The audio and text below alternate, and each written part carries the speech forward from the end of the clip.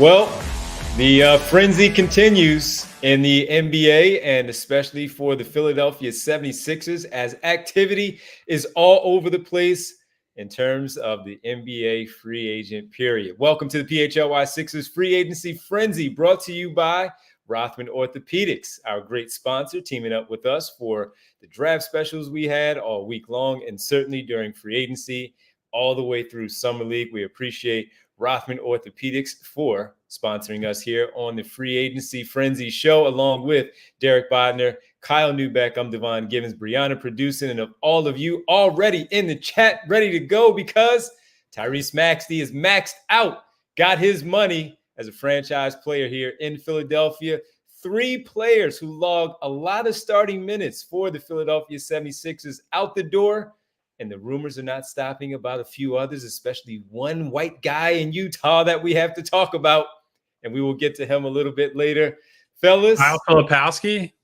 Kyle Filipowski. Yes, that guy. Yes, that guy. But we have to start with Tyrese Maxey. The report dropping there earlier, of course. 5 years, $204 million. We are not surprised at all that they're going to agree to that deal. And it's one that we expected. One that they didn't get last summer. So I kind of want to take it back to last summer a little bit where I was one that looked at it and said, man, how are they not going to give it to him now? But then understanding what they were trying to do and create some space. And you see his peers from that draft class, Anthony Edwards and so many others, getting their long-term deals. He did not. You always fear injury in a situation like that. Maxey not only did not get hurt, boosted his stock by becoming a first-time All-Star, establishing himself as one of the best young guards in the NBA. And Kyle, he is rewarded again this summer, 5 years, $204 million. The Paul George news is a big part of what the 76ers are doing going in the future. But this is the young guy that is going to continue to carry this thing for a while.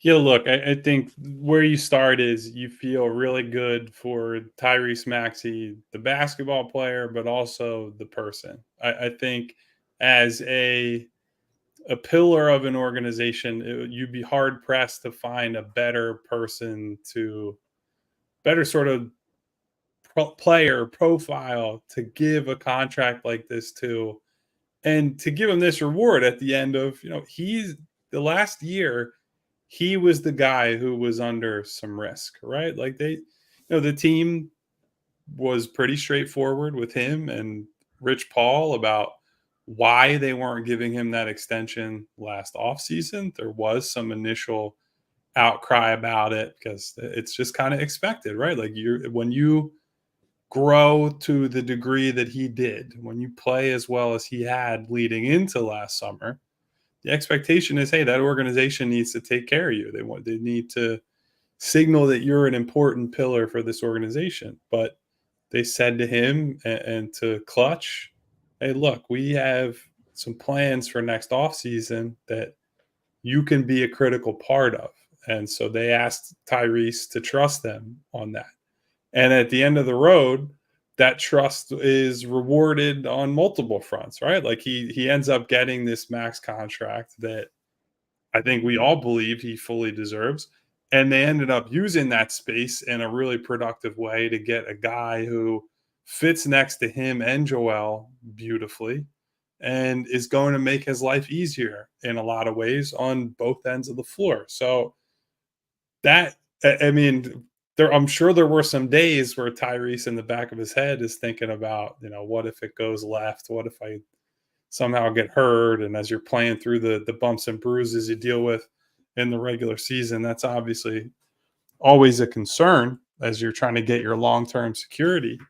But at the end of the day, the most important thing here is that this kid has done everything possible to grow his game, to be the best version of himself. He loves to say that 1% better every day. And when that's not enough, he's like, well, maybe I need to get 2% better every day. And he's a great person, and not just from a basketball perspective, but that being that great person translates to his work is productive. His work is consistent. He shows up to the facility with a passion for the game that inspires other people around him and helps set a tone in that building all the time. That I believe that will continue as he gets this big deal. I believe he will continue building his skill set, becoming a better version of himself. So, on a stepping back from like the objective journalist thing, it's you're happy for the kid,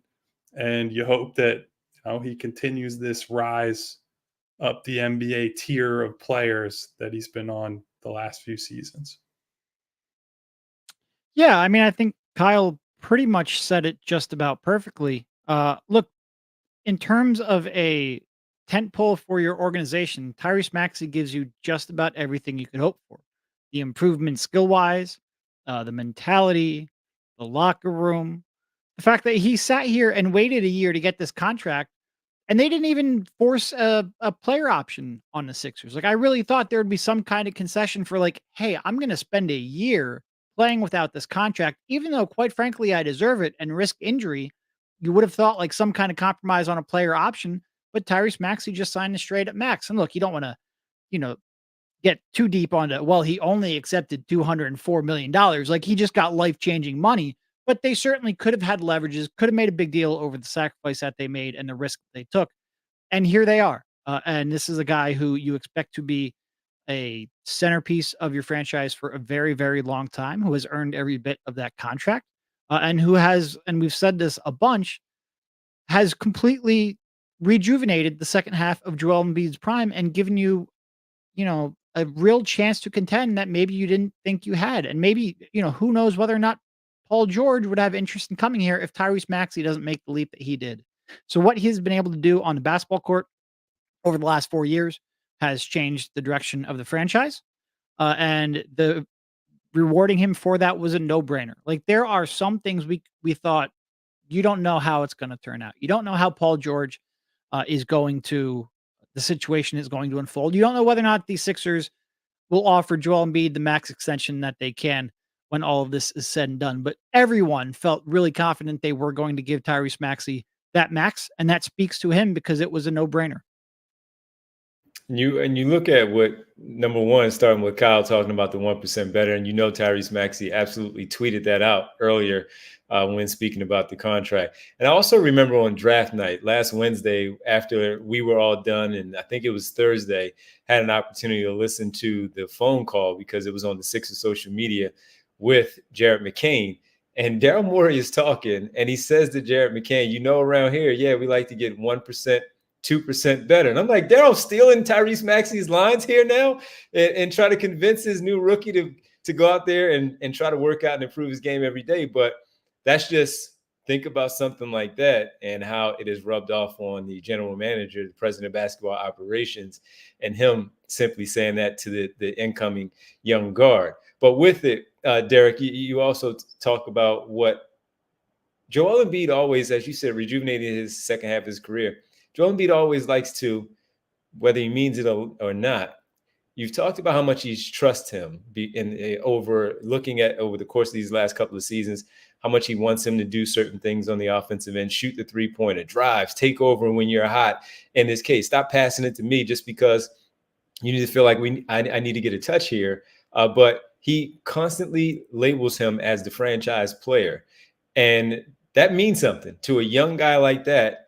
When you have an MVP and you have an MVP candidate, an all-star, multi-time all-star, all-NBA player, constantly throwing that at you and just entrusting you to be the guy that can carry them in games at times. Yeah, and it speaks a lot to Tyrese Maxey that he's earned that trust. It speaks to Joel Embiid that he's willing to give it. And it's not just something that I think he says at a podium, but we saw in the Knicks series down the stretch in crucial games, he was willing to let Tyrese Maxey carry them offensively in the fourth quarter. And whether or not I think everyone agrees that that is a good thing. Whether it is a night-to-night Tyrese is the closer, I think it's probably much more like situational. Is Joel Embiid tired? Is he overworked? Does Tyrese Maxey have a matchup he can exploit? What have you? The fact that Joel Embiid is willing to trust Tyrese Maxey enough that on those nights he will see that moment, I think, like I said, speaks to both of them. And it's a great spot for the Sixers as a franchise to be in. And I think something that he hasn't really had for most of his career.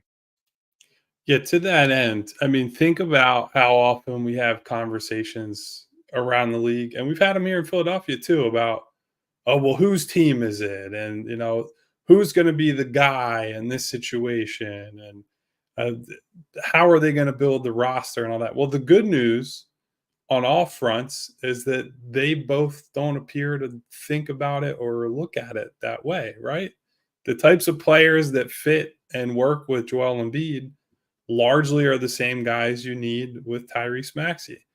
There is no ego, at least not yet, certainly, about, oh, I need the ball during this stretch of the game. Like to your point, Derek, that when they really needed Tyrese, when Joel was on fumes at times in that Knicks series, he willingly conceded the offense and control of the offense to Tyrese. And that was trust that they've built over years now, but especially over this last season where, okay, initially it was like, well, what the hell do they do having traded James Harden for a bunch of role players?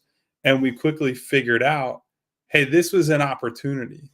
This was a big time chance for Tyrese to show I can be the guy. I can be the one who you put in all these actions with Joel. I can lead these lineups that don't have Joel and go on these scoring runs that either keep them in games or help pad leads. Like that was one of the big features of their great start to the year, right? Was not only that Joel played at a high level, but when he would exit the game at the end of the third quarter and the game was almost out of reach, Tyrese would come in start of the fourth and really put it out of reach and put that final nail in the coffin. And so being a closer is not always, hey, that guy gets the ball in the final 5 minutes. It's you come in when the game's there to be put to rest and you leave no doubt. You make sure that everybody else, all those starters, your high minute guys, get to enjoy the towel waving and the yelling and the screaming on the sideline. And Tyrese has done an increasingly better job at that part of being a co-star. And so you add all that up, you add on the fact that, we talked about it all year. I think this is the cleanest fit and the best synergy that Joel has ever had with a co-star in terms of the offensive stuff. I think Joel is clearly the sort of player Tyrese needs on the other end to make up for some of his defensive limitations and can help him out there. Like it's such a great partnership. And I think they also, they could be putting on airs, but I don't think this is the case. They also just really like each other as people and as teammates. Like there's a good camaraderie there. It's always a lot of times after games, you see them in the locker room together, win or lose, going over, hey, we should have done this. You should have done that. I missed you here. I missed you on this role. I wish you would have taken the shot. And they can have these constructive conversations. Think about during the Joel and Ben years, the early years of that, there was that constant, like, yeah, they're very good together. They're very talented, but it never truly felt like they were in sync, right? Like they're pulling in different directions because of the different needs those guys had, more specifically on offense. So this is way different than that. It's way different than most of the partnerships any Sixers star of the last few decades have had. And so it's great, not just for Tyrese, but for the other guy who has even bigger expectations on his shoulders in Embiid. And now you have somebody that can help them close out a game. When we look at the situations that they're in, Joel Embiid, as you just talked about, carrying through the first three quarters and doing what he does, of course, getting contributions from everyone else. But when it really is closing time and you need to, and you don't have to rely so heavily on Joel Embiid, that's key. And that's important to the success of this team. And also just taking a lot of pressure off of him. As long as he's not getting hurt, you don't have to have so much wear on his body as the game goes along. I mean, just thinking back to the season, and even with Joel Embiid, the guys dropping 30s and 40s in three quarters. And then you have Tyrese Maxey as that co-star. Now, what about the fact that you now have Paul George in the mix to take some of the pressure off of both of those guys? It's going to be a welcoming sight to see Paul George here playing along Tyrese Maxey. And I'm sure an important piece of why he made the decision to sign with the Philadelphia 76ers. We do have to talk about some of the players that have exited Philadelphia and taken new contracts with other teams. We'll do that shortly as we get back here on the PHLY Frenzy, free agency frenzy show right here with the fellas. And I got to tell you about our good friends from Manscaped. Fellas, do you want to get your grooming routine intact and be a one and done deal? Well, the days of using the same trimmer for your face and your private parts are over. You shouldn't be doing that. Thanks to our friends at Manscaped. Don't do that. They've come up with the ultimate package to keep your hairs trimmed from 12 to 6. Introducing the Beard and Balls bundle featuring the Lawnmower 5.0 and the Beard Hedger trimmer for the money maker and another for the fellas downstairs. Now get 20% off plus free shipping with the code PHLY at manscaped.com. That is 20% off plus free shipping with the code PHLY at manscaped.com for the premium grooming experience. Trust Manscaped. First up, your little Regis' new best friend, Lawnmower 5.0 Ultra right here with the two interchangeable He's got skin it safe on hand. Right here, we're home. Yes, and I did mention it is waterproof, didn't I? Yes. Well, you can trim in the shower and make avoid the mess everywhere. Perfect for those of us who appreciate the efficiency. Got to tell you about the Beard Hedger. Whether you're going for a neat, subtle, or a full-on lumberjack look, this trimmer has you covered. So get 20% off plus free shipping with the code PHLY at manscaped.com. That's 20% off plus free shipping with the code PHLY at manscaped.com. No more juggling multiple tools or dealing with subpar results, just efficient, effective grooming whenever you need it. We also want to make sure it's so critical that I get the boring one and Devon gets it just fits our personalities perfectly. We also want to make sure we tell you about Rite Aid, specifically Rite Aid Pharmacy Services. With a My Pharmacy account at Rite Aid, you can refill your prescription, schedule a vaccine, get personalized care recommendations, sign up for prescription notifications, and more. Stop stressing about your prescriptions. Let Rite Aid refill them automatically. Enroll in automated courtesy refills. It's free, easy, and most prescriptions qualify. Talk with your Rite Aid pharmacist or sign up through your My Pharmacy account at riteaid.com. And if you need to make updates to your prescriptions, you can use the Rite Aid mobile app to manage them. With the Rite Aid mobile app, you can transfer or refill your prescriptions, set up medication reminders, enroll in prescription notifications, download the app from the Apple App Store or Google Play. Transfer your prescriptions to Rite Aid today. Just go to riteaid.com/transfer. Rite Aid caring pharmacists are ready to answer your questions and help you stay healthy. Get your prescriptions along with anything at Rite Aid you may need, including over-the-counter medicines, household products, cosmetics, and more. Just ask your pharmacy team for details. Restrictions apply. We appreciate you joining us on this Monday for our PHLY Sixers free agency frenzy presented by Rothman Orthopedics. And Kyle, a lot of movement now that we know Paul George, Andre Drummond, Eric Gordon here to Philadelphia. Tyrese Maxey gets the extension. Joel Embiid sitting back watching soccer. He's feeling good about what's going on with the direction of this basketball team, getting ready for Team USA. And I do want to say, Joel joking that like there's no sports on, so he can't troll was peak Joel. It was peak yes, it Joel. was. What was that, like 2:30, 3 o'clock? Yes, it was. Like an hour before it all broke. Yep. Yes, it was. So with that, Kyle, we look at where things are now starting to trickle in, where we see some of the Sixers from last season's roster starting to get deals in other places. Starting with Nic Batum. We heard some rumblings yesterday from Kelly Iko that he would potentially be moving on from the 76ers. Derek kind of talked about that 2 years for Drummond with that $10 million. That might have been in the area of what he would get. And as we have now found out, he is going back to Los Angeles. We had our predictions, and Los Angeles was one of the places that we talked about, and the Clippers specifically. He's going back to the Clippers on a 2-year. Wojnarowski is reporting, 9.8, I think it was, 9.6, 9.8 for Nic Batum. There was some rumblings also about the San Antonio Spurs and a partnership there, but ultimately going back to the Los Angeles Clippers and not retiring, Kyle. So he is still looking to play basketball. What does that tell you about him leaving and going back to Los Angeles, not staying here, where it seemed like they had a pretty good thing going on? So first of all, I want to shout out Kelly Iko being ahead of the rest of the basketball intelligentsia on this one. We said we couldn't really pin that report on Batum down yesterday. Good job by him on that. I would say, I don't know this for a fact, but I would say based on my read here, it seems like the Sixers had interest in Batum returning, but learned relatively early or at some point recently that that was probably not going to happen. And maybe not for reasons that have to do with basketball, right? Maybe this was about location and family and things of that nature.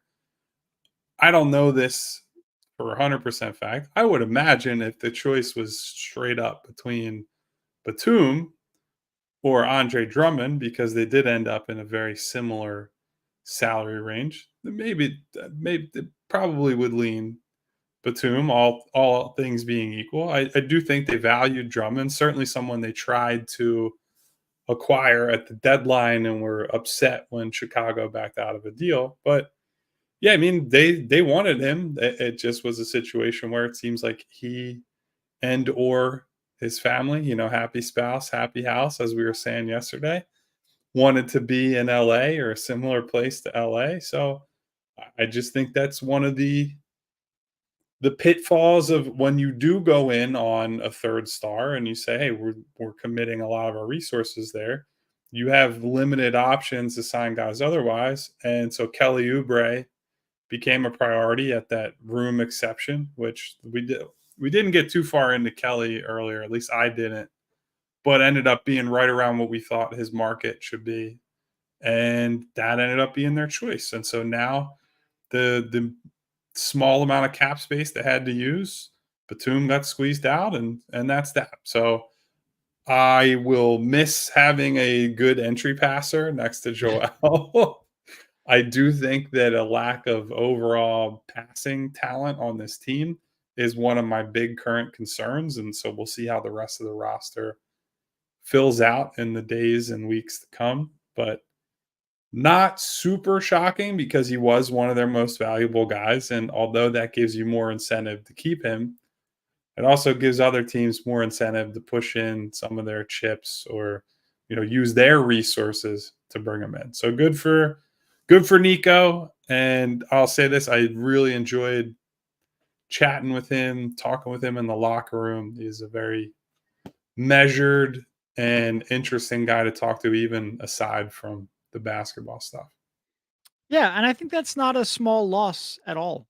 Like, it's not just the entry passing, it's the shooting, the size. The Sixers right now, like we mentioned on our emergency podcast earlier today, like they could really use a big-bodied forward. Somebody who can rebound a little bit while still spacing the floor, a plus passer, all would be great. And you don't want to overtax Nico, but he is a significant loss. And I agree with Kyle. I'm not sure the Sixers necessarily had a chance to retain him outside of some completely stupid offer that would have taken them out of running of what else they wanted to do this summer. It seems like they wanted to go back to the Clippers. And you can't really, outside of relocating the franchise, which isn't going to make very many people listening to this show right now happy, I'm not sure they had much of a choice. I think that's why that report came out from Kelly Eco the other day. And like Kyle said, props to him for getting that right, even if a lot of Sixers fans at the time didn't believe it, even if we couldn't necessarily get that confirmed at the time, it did end up proving to be correct. I spoke a little bit about Kelly on the show earlier today. I do think having another really versatile defender between Maxey and Paul George is going to be beneficial. And I think Kelly might make a little more sense on this current team than he did last year. If there's even, and I've thrown a little cold water. I'm not 100% sure the shooting, he shot really well early in the season with Joel Embiid. I think a lot of people have tied that to being a good fit next to Joel Embiid. I'm a little skeptical, worried that was just a hot shooting stretch, but I think he makes more sense on this team. I think he makes more sense on his team defensively with Paul George and his size and length and versatility, and certainly more offensively when he's slotting into more of an off-ball cutting transition, attack closeout kind of attack and unset defense kind of role, and not being asked to create as much as he was last year. I have very significant concerns with the jumper. I just don't like low 30s 3-point shooters. I find a tough spot to put on the floor for as many minutes as I think Kelly is going to warrant, especially because right now they only really have 4 starting caliber players. That is a significant concern, but I think he can be a good contributor. And like we said, coming into the offseason, I feel like the 2-year room mid-level that he ended up signing for, which is 2 years, $16 million with a player option for the second year, is fair. And it was something I was comfortable with and something I'm still comfortable with. When we were talking about it and forecasting his market and in coming back here as well, we did discuss, though, could he be a starter or is he more in that 6-man role where you have that scoring punch coming off the bench? And right now, if I were to ask you now, not knowing what else they're going to do, but they are going to fill out the roster, knowing what you just said, Derek, about this is one of the better places for him, especially next to now Paul George, would you feel more comfortable? Would you feel comfortable with him penciling him in or putting it down in Sharpie as the starting guard or starting wing next to Paul George? I mean, I wouldn't say I'm comfortable. I still think he is probably better off in his 6. Yeah, I mean, look, he's the best option. Okay. He's one of the 5 best options they have right now. Ideally, that the defense that he showed too gives you a little bit more promise out there with George and Embiid at the same time. Yeah, I mean, look, ideally, I would prefer a more complete player, but they don't have 5 of those right now. So I think he is, because of his defense, I think he is locked in there. And look, I think he's certainly on track to start right now, and I like his fit a lot more now that Paul George is that third guy. You have the volume outside shooter. We already know what Maxey can do. Frankly, we've talked about it on the show before. I'd like to see Joel Embiid's 3-point volume tick up, right? And have him out spacing the floor and just letting jump shots fly a little bit more. And so assuming that the other guy that they bring in or put in that starting lineup is at least a credible shooter, Kelly's skill set Kelly will be able to use his skill set in an impactful way as a cutter playing off of those guys, as a slasher, attacking that space that's created by having guys like Joel, like Paul George, like Maxey. That's a big boon for him. And then on the other end of the floor, he has the defensive versatility that he can switch across matchups. He can potentially, for stretches of the game, take some of the tougher assignments. He is younger, sleeker than Paul George is at this point. I also think he can size down easier. Obviously, had ups and downs in the Knicks series, but certainly proved capable of checking Jalen Brunson for parts of that series and was a good option on him. And yeah, look, there's no way around it. The jumper is a huge swing factor, not just for Oubre, but this team, right? Because if he's an average-ish shooter, which has been tough for him over basically his entire career, we've seen him shoot 40% for a few weeks, but that doesn't tend to last longer than those few weeks. But if he can get to average, he does so many other things and showed a level of commitment on defense that we hadn't seen before. That, yeah, I mean, even if he's not a starter, which I do think he will be, he's going to be a high minute guy. Yes. Almost by default, but it's a credit to him that he's in that position now. And, for anyone who's concerned that last year was prove it Kelly and, maybe they don't get the same fire from him this year. Prove it 2.0. This is another basically prove it deal, a better prove it deal for him, but he's got an option. So he can make this right around $8 million this year. And if he has another good season, he's in his late 20s and he can get a big time payday from somebody. So he has everything still to prove. He's going to have a ton of opportunities. And I'm excited. Like, Kelly was a fun guy to be around. So it's, even if there are some car crash moments at the rim and, some head scratching shots that he takes from time to time, I'm happy that he's back. And I think he's going to be, a positive, impactful player on this team. Yep, absolutely. Real time with Prince Blue, going back to the Nic Batum conversation. It's cheaper to keep her, Nic Batum, saying that they're happy house, happy spouse, happy house, as Kyle says. So going back to Los Angeles for that. And if everybody remembers, one of the conversations was when he was traded early in the season to Philadelphia, he didn't report right away. And a lot of the talk was the concern of possible retirement as some of the things out there. And maybe that was just more of coping with the fact that they had to leave Los Angeles after enjoying their time out there.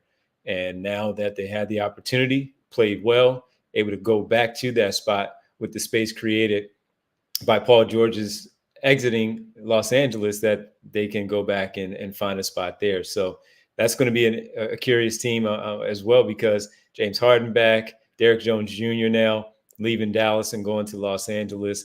And we'll see what else happens with some of the other free agents that potentially could land there with the Clippers. And when we come back, we have a few more guys that have left Philadelphia that we do have to talk about. We have some super chats that we have to get into, some other news around the league that affects the Sixers, impacts them, and who else should they be targeting? We'll talk about that here on the PHLY Sixers free agency frenzy.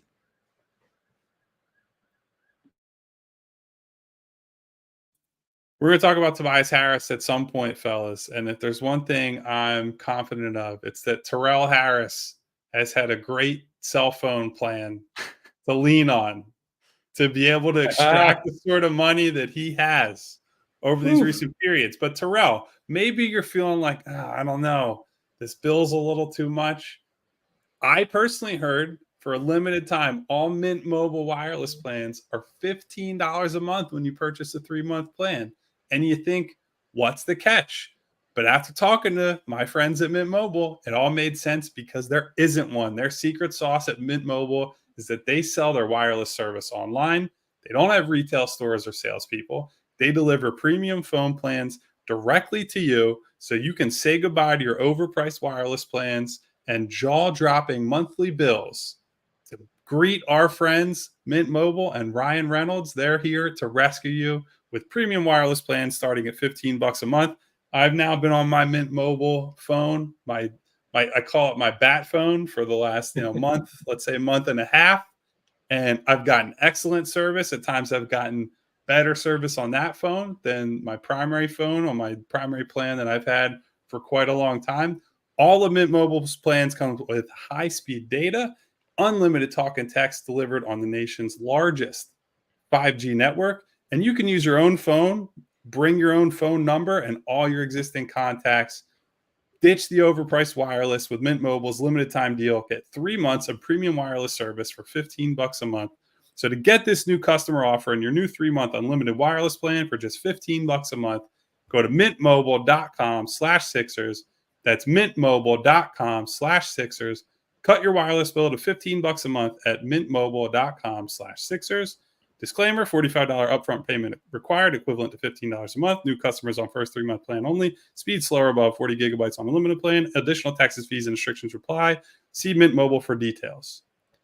And, I'm sure, speaking of our friend Terrell Harris, I'm sure he was having a nice little victory beverage at some point today, soaking it all in when you're able to secure another $52 million worth of deal for your son, Tobias, Father of the Year and Agent of the Year. But listen, when you don't have days like this one, and when there are day-to-day annoyances and you do need to step back and choose chill, you can get in that mindset and then get together with our friends at Coors Light, because with Coors Light, you're getting an ice-cold beer when the mountains turn blue on bottles and cans as they hit that perfect temperature. Guys, 4th of July weekend is coming up. I'm sure a lot of us are going to be out in the sun, maybe going to the beach, up to the mountains, maybe just hanging out, having a cookout, whatever you're doing. It'll be hot. Tempers might run hot. You never know. We might run into that wrong person. You might have a conversation about a subject that maybe you should have stayed away from at this particular gathering. But you always have the option to choose chill and then sit back, relax with a cold layered, cold filtered, cold packaged Coors Light with a smooth finish and get that mountain cold refreshment. When you choose to rise above it all, choose chill, choose Coors Light. Get Coors Light delivered straight to your door with Instacart by going to CoorsLight.com/PHLY basketball. Celebrate responsibly. Coors Brewing Company, Golden, Colorado. And Tobias should be buying his dad a beer after what he's done for him over the last couple of contracts. Beer?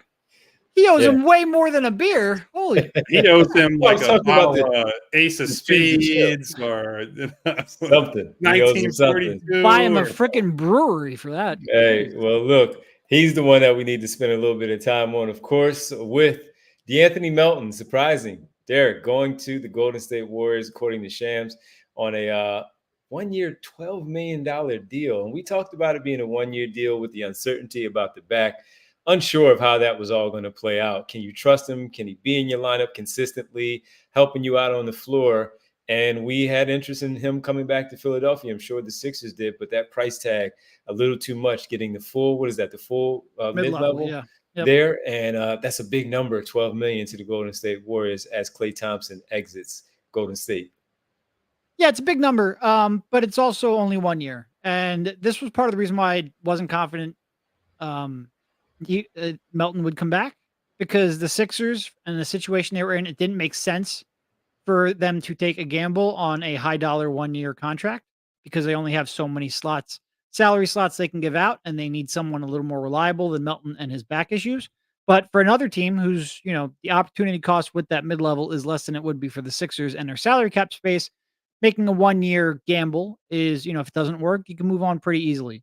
So it's higher than I thought. I was probably thinking somewhere in like the $6 to $8 million range, maybe on a 1 year prove it deal.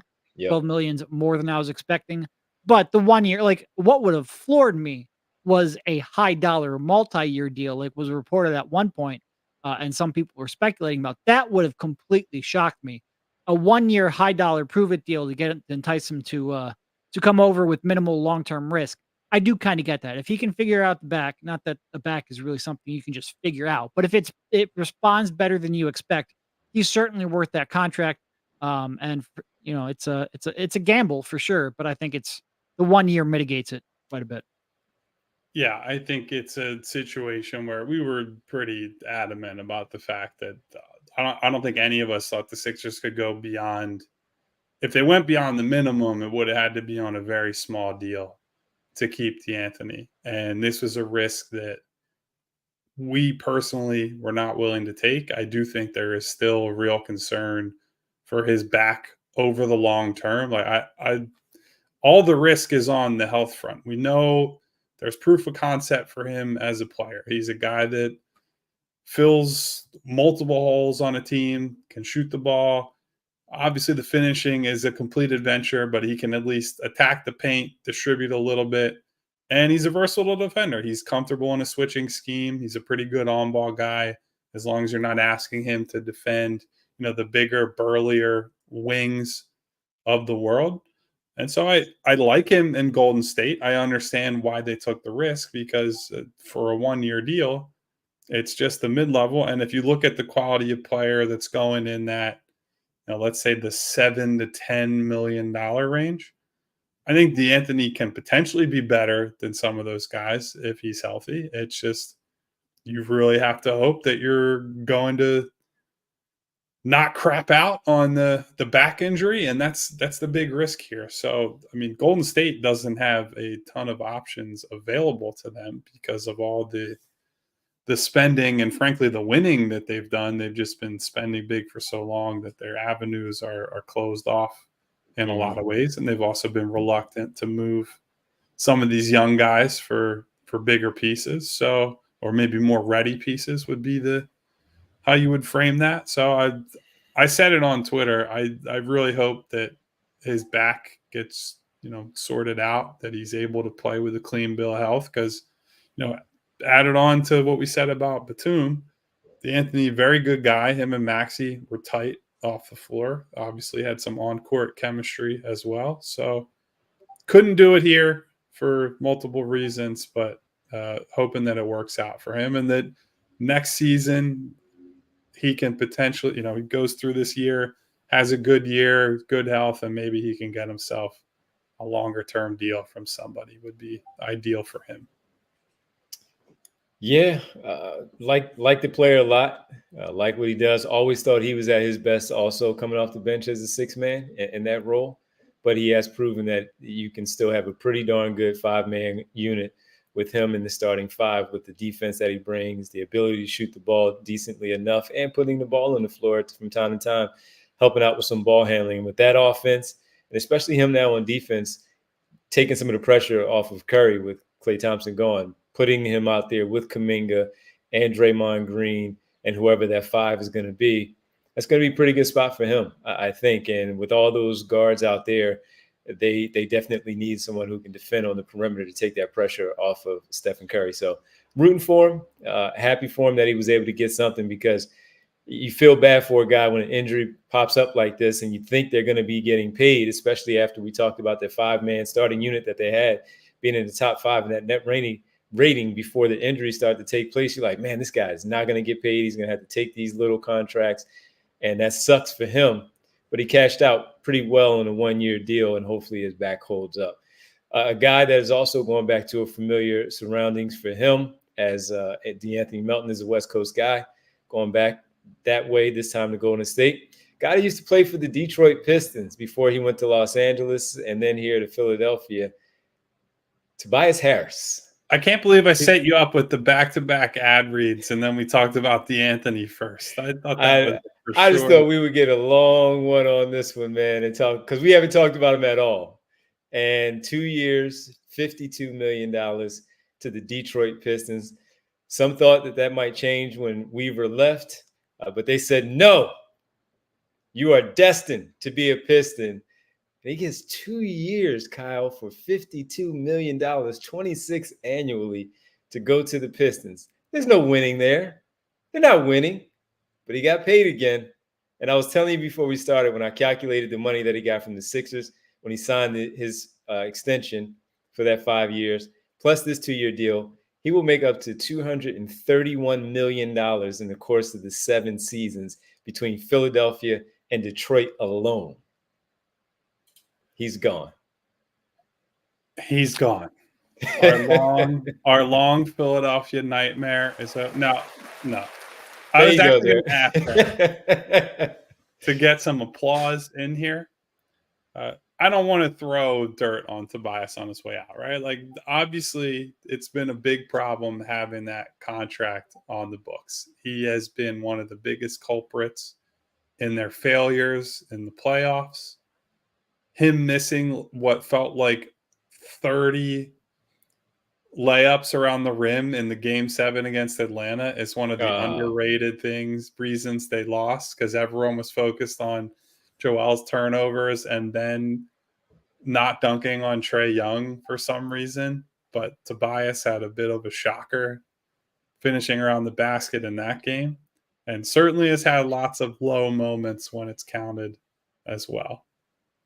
But if you want to try to be, Mr. Rose-colored glasses and be nice to a guy who was a stand-up guy while he was here, Detroit just needs professional players, right? Like, they need some guys who have. I'm sorry, man. The comments are funny as hell. Some semblance of a clue what they're doing on a basketball court. And whatever you want to say about Tobias, he is a professional. He is a good locker room guy. He'll have some scoring versatility that will help out Cade Cunningham. Is any of that worth $26 million a year? Hell no. That's a crazy number when you consider I would have given Klay Thompson that money before I would have given it to Tobias Harris. And Clay's cooked. Clay looks completely cooked defensively, but he's still going to shoot the hell out of the ball. And you just hope, like, hey, maybe he bounces back from these injuries, that it's taken a while for him to get back to. I don't think that's going to happen. Clay only got $50 million, or looks like he's only going to get $50 million over 3 years. Over 3 years. Mm-hmm. Yeah. He's won 4 championships as one of the core players on the championship team. He's one of the greatest shooters in history. And we're talking about Tobias getting $26 million a year. Clay's making like 16.6. They paid $52 million for professionalism. I will show up and be on time and be a good person for half of that. Table manners called him a professional thief. Hey, if you give me $26 million, I'll tell you not to buy those stupid fucking Bored Ape NFTs for $100,000. How about that? Be a little more professional on that front. Look, yeah, some play money, man. Flyers in 7 brings up a good point. He's a good giving person, and this is totally business, he says. And I agree with that. Like, I have 100%. nothing against Tobias. Any reaction I have towards him is business related, the business of basketball, and the way that that contract really constrained the Sixers, and the way that, quite frankly, him just being given all of those minutes, which you hold Nick Nurse accountable for that too, but him getting all of those minutes set them back on the court. It's not personal. I'm sure he tried as hard as he could. I'm sure he wanted to succeed. I don't blame him even for the contract. I blame the Sixers management structure and ownership group for that. But I'm also very happy that this is the last time I will be talking about it, hopefully. We haven't done it yet. And this is the first time we were waiting for something like this to happen. And it happened. But look, as you guys said, and Flyers and Seven said, we always say that. It's not about the person. The person is a fantastic human being. He's a nice guy, really nice guy. It's about the job of what he does. His job is public.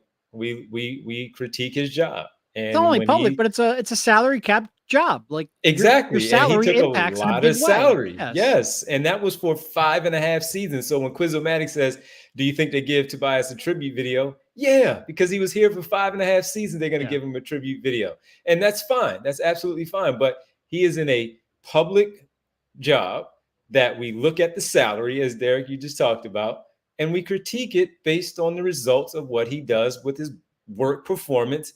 And it wasn't good enough based on what the salary was, which is also public. So that's all. It's not about the person. It's about the basketball player and the construction of the team and how the salary gets in the way of building certain things with the team because of how much was in the way. And many people are right.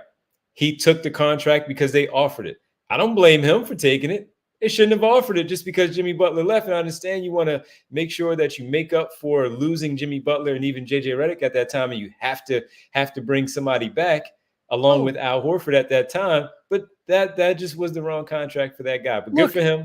It's a lot of money. Congratulations to him and his family. Going back to Detroit, by the way, his wife is from there. So I'm sure it's a double thing here where he got the money. His wife gets to go back to her hometown and their family is happy. If Detroit said, Derek, I will give you $20 million to play basketball, I would take that in a second before they had a chance to rescind it. I don't blame. It's not my fault that I suck at basketball and they gave me $20 million. To be clear, I do think Tobias is slightly better at basketball than you, Derek. The point stands. I don't blame him for the contract. I've seen Derek play. I think I would argue differently. Like that mini hoop we got in the studio, man. Go ahead, Kyle.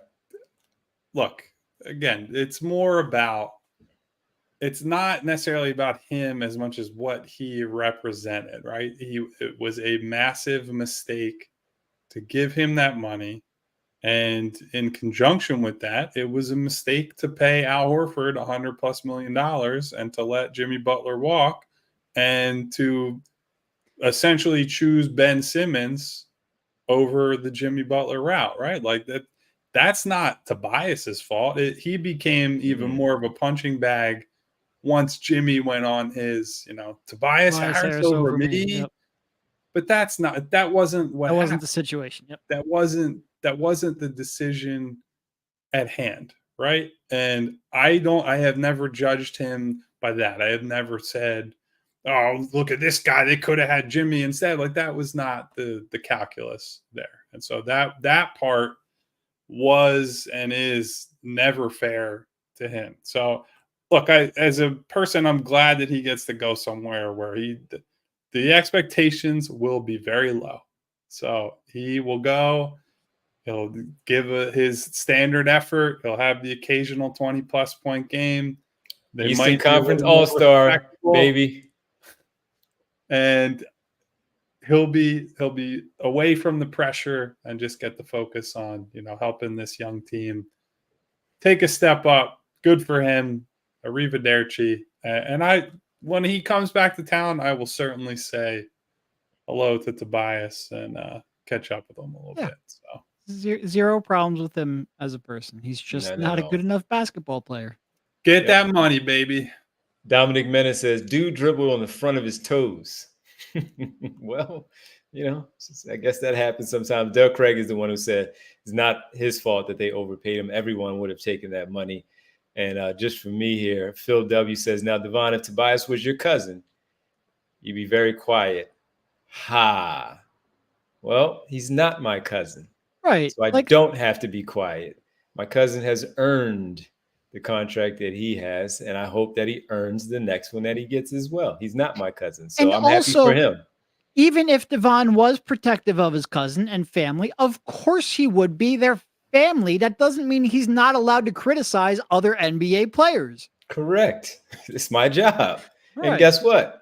I have conversations with my family about the work that they do. It's So like Phil. I'm sure one day you will criticize Kelly. I don't know when that day will be. It hasn't happened yet, but it'll probably happen at some point. By the way, good job, Phil, on that contract for Kelly Oubre. Good Came job. up short on the 480 though. Yeah, he really did. He really did. Oh, come on. You're not doing as good a job as Tyrese Harris. You got to get on it, man. Well, I mean, Tyrese Harris didn't do a very good job with Kelly Oubre too. That was part of the problem. I suppose that's true. Well, look, there's a lot of moves that we've talked about already that have been made, still moves that need to be made. And Kyle, I want to start with you about this one because a lot of names are going off the board, and we've seen some decent money that have been thrown around. But we've also seen some contracts where you look at it and say, that one was pretty interesting. But we see some names that are still some big names that are on the board. Could the Sixers, do you think, maybe swoop in and get a player on a pretty decent sized contract at a number that works out for them, works out for the player that could still come in here? We mentioned Jalen Smith, for example. Jalen Smith got 3 for 27 from the Chicago Bulls when he opted out of his deal with the Indiana Pacers. That's a front court player that we discuss. Maybe can play with Embiid, maybe not, what that role would look like. But some names out there, do you feel like there's anyone that piques your interest there for the 76ers as they continue to look to fill out this roster? Well, the tough thing at this point, and guys, for anybody who hasn't read it, Derek dropped a great piece at allphly.com for our diehards about what mechanisms they have left to try to acquire more help, and more specifically, like a fifth starter type player. And the reality is there aren't many, right? And if they use the Paul Reed trade, or a Paul Reed trade, I should say, they're going to have more than likely some restrictions with the hard cap and being boxed in that way. And so, look, the big outstanding name that is out there that I do think, because he's so good and because he's an LA native, he ends up there. I'm really curious what is going to happen with DeMar DeRozan at this point, because a lot of his potential teams appear to be off the board. And I saw a report that DeRozan is not looking to stay with the Bulls either. So, good for him. I don't love him as a fit with what they have in place and, what they need to accomplish. But just from a pure talent standpoint, if he is on some kind of deal that's cap manageable, I would jump at that if it's at all a possibility. If you were talking about just pure fit, like disregarding talent, but just like getting the most out of him, there is not an archetype of a player you'd want to scale down less than you would want to scale down DeMar DeRozan as a fourth option. He just doesn't do any of the little things, any of the floor spacing things, any of the defensive things that you would want in somebody with a drastically, like, you would not want DeMar DeRozan ever in a role where he's having like a 15% usage rate. It's just not how you maximize him. But in terms of talent, he is almost by far the most talented player the Sixers could maybe get with their cap space. And I'm not sure if they could. I'm not sure what the market, if anybody will jump at it. But it is a tough spot because he is, like I said, not like, impact is talent plus fit and plus a whole bunch of other stuff. So just pure fit part of the equation, a non-shooting, ISO-heavy, pull-up jumper who doesn't play much of any defense is maybe the worst conceptual fit you could have. But the talent is like, well, I mean, shoot, if you're talking about $10 million contract, I don't know how many better options you're going to get out there. It's a tough hypothetical. I would also say, so I have a better feel for guys that I would, if they're available at the minimum, I'd show some interest in. These are not guys I want to start, but players that if they're at a fair salary number, I'd consider. Gordon Hayward is one. That's somebody that I know he did not look good in OKC and his limited action he got there at the end of the year, but given the lack of passing talent they have, a wing-sized guy who can play make a little bit, who can shoot and is kind of a multi-skilled guy, even at his advanced age, I would take him on a minimum. Again, I said this yesterday, I'd keep an eye on Gary Harris, fits that kind of two-way mold that we are talking about. I'm not really sure. I mean, Taurean Prince is out there. He was okay in You LA asked last about him. year. I think in Mhm. a scaled back role that maybe he's better off than he's a pretty regular starter for them last year. I just think he was overextended, so I'd keep an eye on him. Maybe like a Josh Okogie, depending on what happens with him. Now I think he's fallen off, and I don't really trust his shot. But someone that he'll bring some defensive versatility in a deep bench type of role. It really so this part of the offseason, once you get past your top targets, the tough part is figuring out, okay, is this guy okay being a like deep bench guy just trying to win, or is it more about the money, or is it more about going somewhere where they know they can play a lot? And the Sixers, as this sort of top heavy team, are not going to have lots of minutes to offer other guys, so they might be challenged in some ways. You got to hope for some ring chasing vets, I think. Kyle Lowry, obviously another one that we've talked about, that I certainly think that given the lack of like real point guard play and playmaking on the roster, I definitely have interest in him. It's just a matter of if he can get a little bit more than the minimum and decides that he would prefer that to staying at home and playing in Philly again. Craig asked about Lonnie Walker. What about Lonnie Walker in terms of the scoring coming off the bench? As you talk about not starting, he's not worried about that. He's been coming off the bench for the last couple of seasons. LA, Brooklyn last season. What do you think about him? And I'll even throw another one that we talked about that now looks like he may not even get a decent contract, I'm sure. Malik Beasley. Lonnie, I don't know. Where are you at on him? Like, I like him as a scorer, second unit type guy, but I'm not sure they need a lot of guys in that mold at this point. And I think given that because of the Gordon signing, you sign Gordon, McCain is going to be some, assuming he sticks around and doesn't get moved in any kind of trade, which we don't know that right now. But McCain is going to be a guy you need to get minutes to this season for shooting and potentially some non-shooting scoring, playmaking, things like that. Are we talking on like a minimum deal, or are we talking on with legitimate cap space? Well, Kyle went more minimum, but either one. Yeah, minimum. I think that's a fair bet. He shot the three ball reasonably well. For Lonnie Walker, you're talking? Yeah. Beasley, I think I'm probably less interested in. He's kind of a defensive nightmare, which is I don't necessarily want a lot more of those on the team. Oh, my dog's fired up. Uh-oh, Louie. It's happening. Lou, go get him, bud. Go get him. Go get him. I think my wife just came home. So okay. I mean, here's a curveball. What do you guys think about bringing old friend Markelle Fultz back here? I would look into that. If the numbers fit and we know about the ball handling there, he has decent size. Defensively, he's shown a lot since coming back in the offense. A really good defender, yep.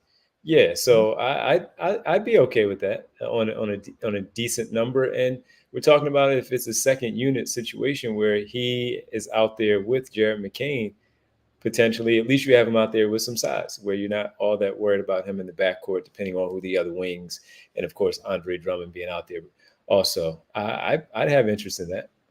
Yeah, look, I think Markelle has done a good job carving out a role for him, given everything he's gone through.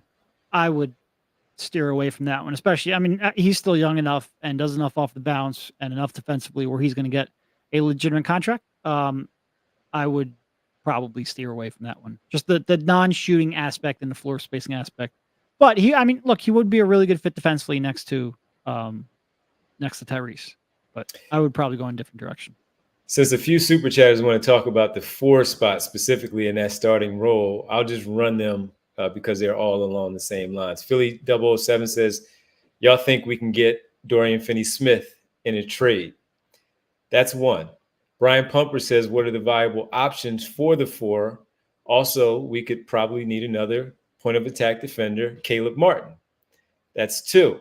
Then the third is Joey D _03, and the final one, would Santi Aldama makes sense as a fifth starter. And how would you guys feel about a trade for him? Cheap deal, decent shooter, and good size to help out with the rebounding next to Joel Embiid. So Aldama, Dorian Finney-Smith, Caleb Martin.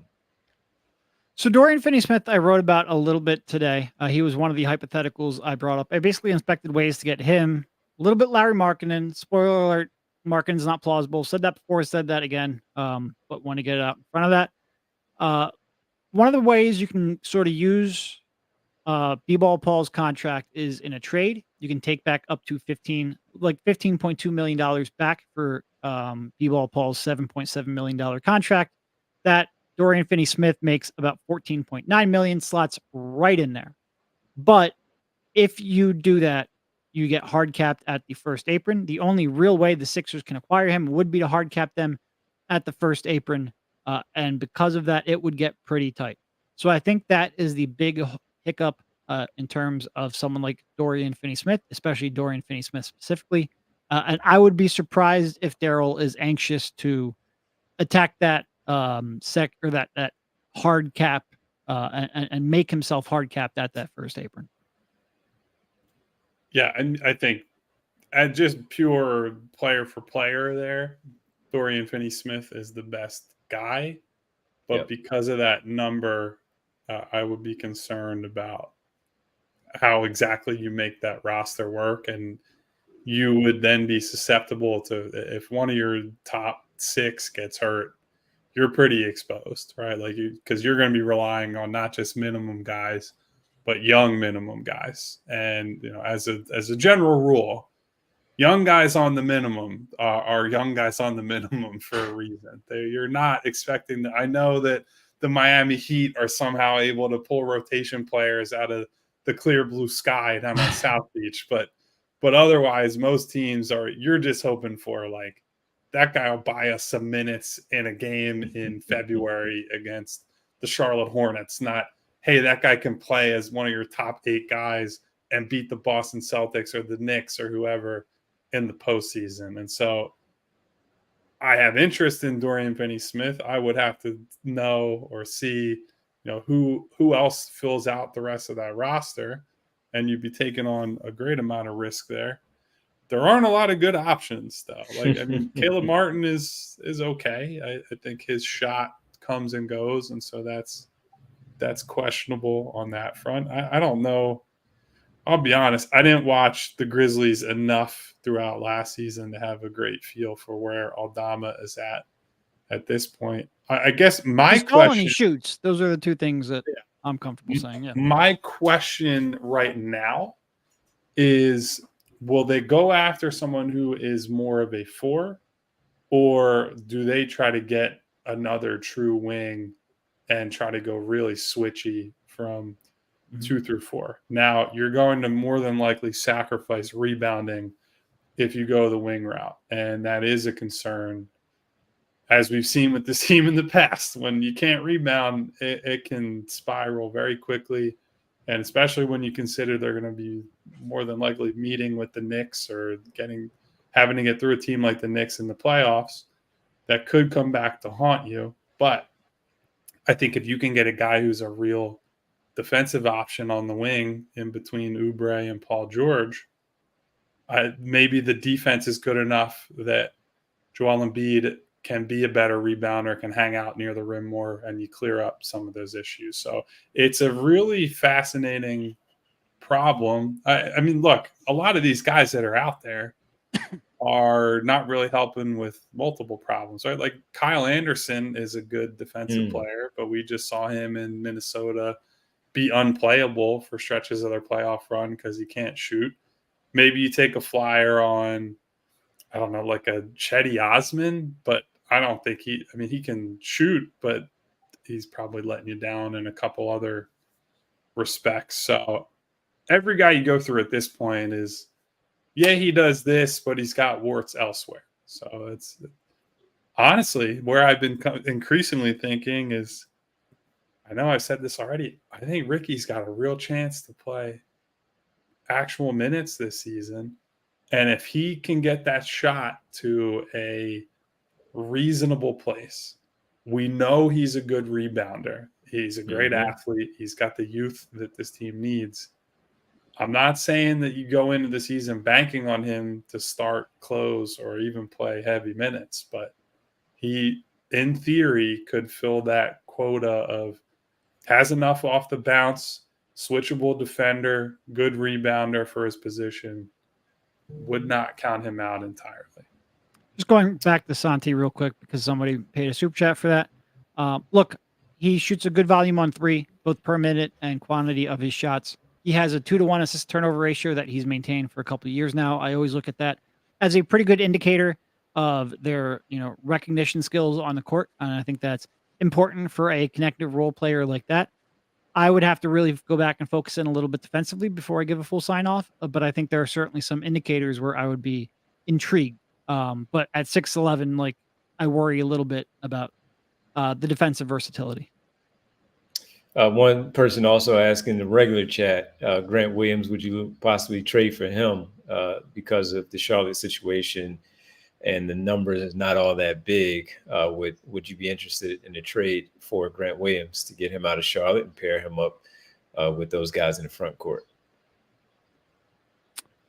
Looking up the contract real defensively, quick. Of course, he's a decent player. He can shoot a little bit. It seems though that he just, for whatever reason, his personality just wanes in the locker room, and you wonder if that will become a problem. For whatever reason, it is. And Boston wasn't worried about losing him to Dallas, and Dallas couldn't wait to get rid of him and bring in PJ Washington and their run to the NBA Finals. It's an interesting name. I think he has 3 years left on his deal. I don't know the numbers, but I believe it was 12 to 13 range. So it fits with the Paul Reed contract, as you talked about. Would that be a name of interest for you, Derek? I can't believe. Do you know he's shooting 37.7% for his career? It never feels like it. It never feels. And part of it's because it's pretty low volume for his minute total. And he's got a reputationally good defender. Mm-hmm. But to your point, there's been 2 teams now that have gotten rid of him pretty quickly. And sometimes it's more about the trade than the player. I would have to do some due diligence, especially with Boston, to figure that out. Kyle, what do you think? In terms of impact for role player, though, it's like certainly I think he's viable. Sure. It's never a good sign when you leave a team mid-season like you did last year, and immediately there were like 4 stories about, boy, he sure was an annoying piece of shit in the locker room. Exactly. Right. And not even like he's a bad guy. It was more along the lines of like, God, that guy, he drives me crazy. So I don't know what that was. It might have just been a personality clash in that specific locker room. Those will be the leaks when I leave PHLY. You got Kyrie Irving there, so he is like the definition of marches to the beat of his own drum. And I don't know the full story there in Dallas or in Boston for that matter. I think he's good. I think he was a great college rebounder. Now, has that translated as much in the league? No, because he doesn't. The physical tools are lacking in some ways. He's undersized at the position he has to play, but not no interest. And he would give you more flexibility than Finney Smith by a little bit, right? I think it's like $2 million, $1.9 million difference approximately. So maybe you can fit some better minimum guys in if that's the route you go. Wouldn't be a high priority, but would be under consideration. Yeah. Another name that has been in the chat, I have to throw it out there for basketball purposes because we are now in day number, day 2, and no wind of anything. And that's, I know, right? And that's Miles Bridges, just for the basketball purposes, just simply talking about he hasn't been offered much of anything. Could they be getting sneaky with that one? Just saying it because people were talking about it in the chat. Oh, I don't know if they could be getting it, but for me, it's a hard no. And we have an entire show dedicated on why. Absolutely. But bringing it talk about, man, you finally got some goodwill here with the Sixers and their fans. What a way to kill it. Nope. Don't. No. Holy cannoli. Look, it's a natural place to go because the skill set is he's a very good rebounder compared to a lot of the other options out there. Good play finisher, blah, blah, blah, blah, blah. But We did a whole hour-long show about that's a hard line in the sand for this group. We'll see if I don't know what he's going to get. The cap space is dwindling at this point, right? Yep. So we'll see where the dust settles. Find out at some point. Yeah, find out at some point. Holy Cannoli says, who will inbound for us now with Batum gone? Well, probably Paul George. Yeah. I think he hands the ball. Nick Nurse hands the ball to Paul George. If it's a role player that comes in, I could see Eric Gordon getting that call. And if Kyle Lowry comes back, we've seen that. Oh, God. So don't let Eric Gordon pass the ball, period. If he's throwing inbounds passes, we are all in deep shit. That's not a good place to be. Real time checks in. And I didn't know he was a police officer in Charlotte. I'm a retired cop from Charlotte. All caps, no Bridges. Look, real time. I know you and I don't always see eye to eye, but I appreciate you, man. I appreciate you very much on this one. That's the inside scoop from somebody. Inside scoop. I did know that about real time. And finally, Mr. Put in work. Chris Dunn is a good passer, good defender, good size at the point guard position. What do you guys think? For the minimum. Reestablished himself after being out of the league and trying to get back at it. He really did reestablish himself as a good defender, starting for Utah for a while there. But yeah, minimum, decent contract, minimum, good defender, can certainly play minutes and help out in that regard. I guess my concern with him at this point is he shoots 32% from three. Yeah, not a great shooter historically, but also, again, it's the are you taller than Kyle Neubeck paradigm for the rest of the offseason. And I think him and I are probably right around the same height. What's his wingspan? I'll look this up while you're talking. Yeah, I mean, wingspan, he's probably got me. I do think height-wise we're comparable. I would just be concerned. So if you just try to map out the rotation, right? Who is he playing next to? So if it's in minutes with no Maxey, presumably he'll play a good amount of those with McCain. And so it's a 6'3", 6'2" backcourt. I don't love that. If it's with Gordon and he plays minutes with Gordon. 6'9.5" wingspan. That is actually a really good wingspan for a 6'3". So that gives him more flexibility. That's past where Melton's wingspan is, I believe. And he's right around the same height. So that's definitely a positive. It's more about the other guys who are already in place than I believe in Chris Dunn as a defender. I think that's the one thing that has really translated from where we thought he'd be coming out of Providence. So yeah, as on a team that needs a bit of toughness and defensive ability, I certainly have some interest in him. It's a matter of, does he get more than the minimum? Will somebody else promise him a bigger role? Because I don't think he's playing major minutes here. But yeah, he fits the profile of what you're looking for stylistically. Yep. All right. And a couple more super chats before we get out of here. Shahid says it's wild that two ideal fits would be Fultz, who Derek brought up, and Ben Simmons, if he were to be bought out. But the reports were the Nets were trying to trade him. Good luck with that $40 million contract. Maybe a team would like to absorb that deal and put him on the books for that reason. But an ideal fit, Ben Simmons, in this spot. The problem with him is he still doesn't shoot the basketball. And when you talk about a four, you still want somebody that can be able to take some shots a little bit from the perimeter. Defensively, yes.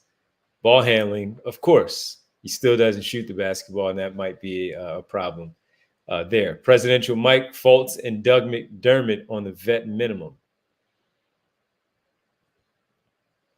Sure. I mean, vet minimum, sure. I don't think he can really defend anyone, though. Yeah. And Eddie Madrid, at this point, let's just not draw and bring back Covington and Dario.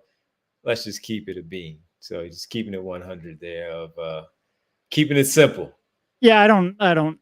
Look, Dario would be a blast, and I would enjoy it from that perspective. But like at this point, he's a 5 who can't protect the rim or pick and roll.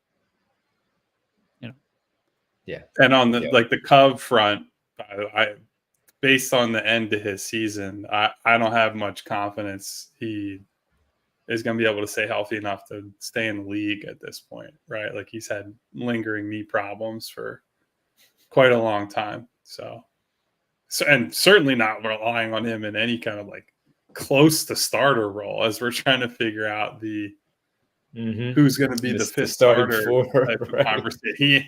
He ain't it. Lego my ego. Rob, he's a great dude, but no chance. Lego my ego, Marcus Smart and Malcolm Brogdon. They both, you have to trade for both of them.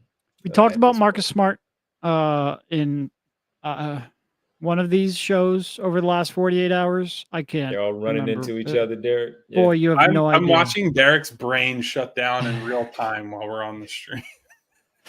I would have interest in Marcus Smart. I don't know what it would take to acquire him. Brogdon just seems like he's being moving from team to team lately. Just tossed around everywhere. Yeah. Flyers in 7. I am 100% more optimistic about next year after today. That's right, baby.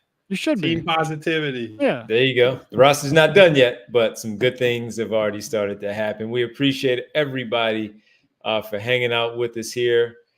On an adjusted schedule for us, we had the emergency show this morning about Paul George right around 7:15 and pushed it back a little bit for 4 o'clock because we needed to, and it helped us out, certainly with the fact that Melton, Harris, and Batum signed elsewhere, and they're no longer with the 76ers. So we thank everybody for hanging out with us. Again, our free agency frenzy. No roll call? Yeah. But I just wanted to say we are presented by our good friends from Rothman Orthopedics. They're with us all week long here for our four-show week here, folks, because of 4th of July. So we'll be off on Thursday, but we're going forward as of right now, 2:30, Tuesday, Wednesday, and Friday. So you hope that you guys are able to stay with us as news continues to come in. We'll see if the Sixers sign some more people. And it's time for our roll call, a legendary roll call. And now, look, guys, I don't want to discourage you from super chats, but we do have more shows the rest of the week to talk about potential guys. So if we're glossing over some of these, it's because we have to fill content. Yes. So could we trade for Bobby Portis? Agent Skyfall in the building. Makes about 12 to 13 million. So you could do that. Doable under the cap, sure. Doable would not be my first priority. Glenn Rivers would love to have Paul Reed back as part of that Milwaukee Bucks squad. The Paul Reed victory tour runs through Milwaukee. That's right. Now let's run through the roll call at the end of the show here. Thank you to each and every one of you who have been here the last few days. Obviously, we had a monster show Sunday night and another one this morning. So I wish we could have gotten everyone then, but I was running on fumes personally. But thank you now to Jess, to Cecil. She said we look exhausted, Jess said. Take a nap, That's guys. an insult. But thank you, Jess. Thank you, Jess. Flyers in What's 7. up, Jess? Martian Lynch, 33. To what up, Darkness. Kyle Wright. Martian Lynch, again, because I'm going to read names twice sometimes today. Bootzilla. Boots. My girl Winona. Eugene Ross, the king of the exclamation point. Spo Babby. Doug Craig. Rich P, who says best show on PHLY. Thank you so much, Rich. Thank you, Rich. What up? We love all our shows on PHLY, but we will take the compliment. 3-time Brian Knight, Phi Chi. What up, Deb Miliano, Aaron, Agent Skyfall, Bucket Getter 215, Anthony Lewis, Spirit 42. What up, Spirit 42? Eddie Madrid. That sounds like an adult film actor, but we love you anyway. Lego my ego. Thank you. For adult film actor Eddie. The Get in there, Eddie. The hypothetical man. Real time with Prince Blue in the building. What up, Prince? As always, Sean Gray, Shahid, who asked if I can throw an inbounds pass. Well, I don't know if I can throw a good one, but I can certainly throw one. What up, Shahid? Al Mack, Philly 007.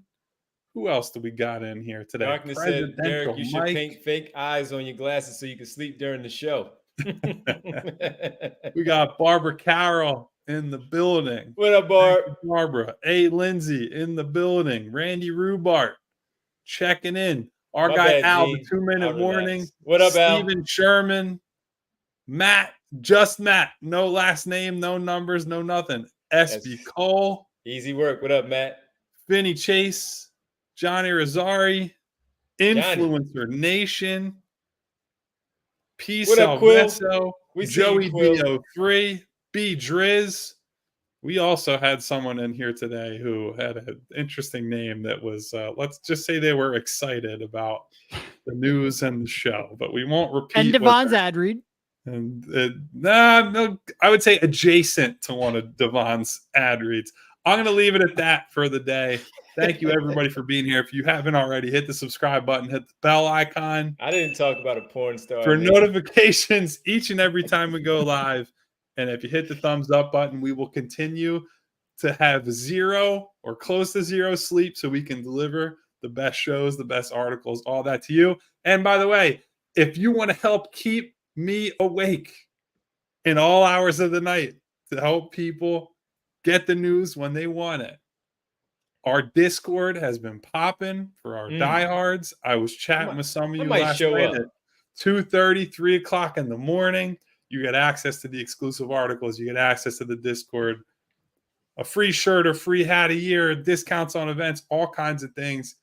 The Discord has been great. Woke up to 300 messages from the time I went to sleep until the time I woke up. No, it's been perfect because Kyle and I are on different schedules. So when he goes to sleep, I wake up. There's chat 24/7 in there.